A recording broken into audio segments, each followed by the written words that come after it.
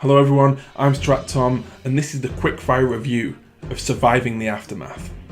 Surviving the Aftermath was released in October of 2019. It was developed by Iceflake Studios, which I should note is a division of Paradox Interactive. Surviving the Aftermath is a city builder game based in a post-apocalyptic world. All of the maps are randomly generated, although you can pre-select certain criteria about them. You start with a very small group, and it is your job to ensure that they not only survive, but thrive. One thing I like about Surviving the Aftermath is there is a real sense of a difficulty curve.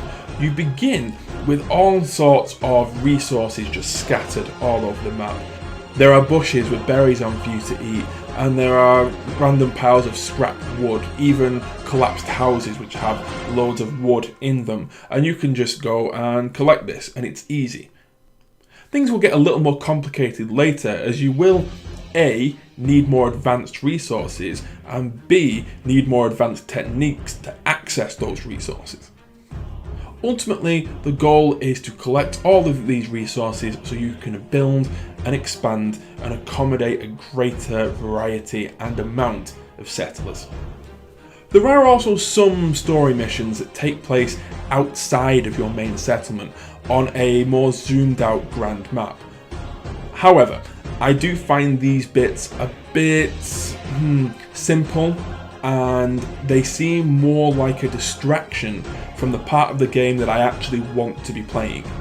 That being said, if you want to progress, you are going to have to send specialists out into the world to trade and to scavenge and even to fight raiders, and it would be interesting, but it is really just a case of you telling them to go somewhere and they wait a certain amount of time and then it's done.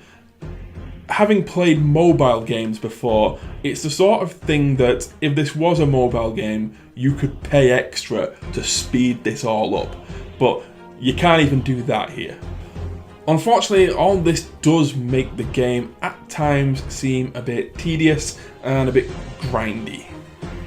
That being said, once you get through the grindy stuff and you get through the story progression, you can actually go to the bit of the game that I love, and I really do like the settlement building part.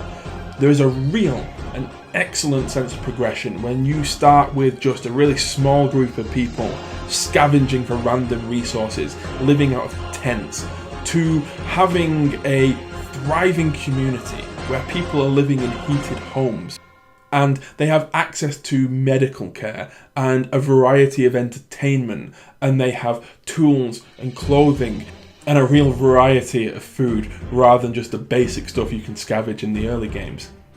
This is where the game is so much fun. This is where the sense of achievement comes from.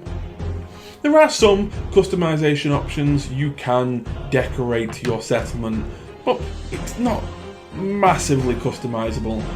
However, if city builder games are up your alley, then you could do a lot worse than Surviving the Aftermath. So to wrap this up, I think Surviving the Aftermath is a fun game and there's a real sense of progression to it. If city builder games are your thing, then yeah, you're gonna like this.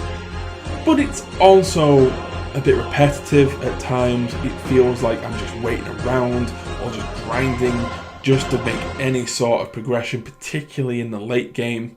At the beginning of the game, you do get to choose what your settlement is going to specialise in, but I've got to be honest with you, I've chosen all these different options and I've never once seen the impact. You just sort of play an even game throughout. I've never really once felt like I specialised in anything.